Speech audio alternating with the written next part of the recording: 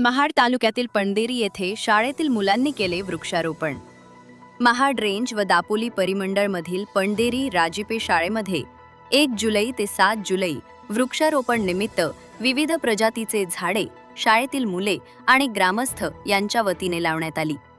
उपवन संरक्षक आणि सहाय्यक वनसंरक्षक रोहा यांच्या मार्गदर्शनातून व महाड रेंजचे RFO आशिष पाटील सर यांच्या नियोजनातून 1 जुलै ते 7 जुलैपर्यंत वृक्षारोपण करण्यात येत असते। त्या निमित्ताने वनवणवा, वन्य प्राणी, वन्यजीव किती महत्त्वाचे आहे हे सुरुवातीला भीमराव सूर्यतळ यांनी वनाचे महत्त्व काय यावर एक गीत सादर केले।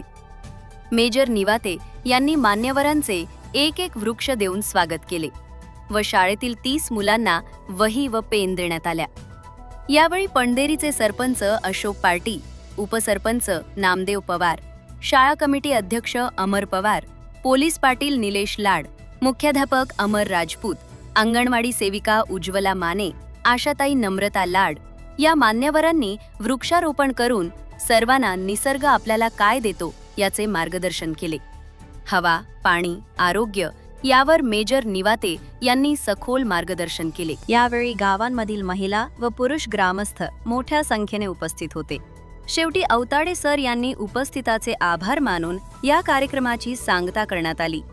कृषी दर्पण न्यूज चॅनलसाठी प्रतिनिधी सुनील पवार, महाड, रायगड।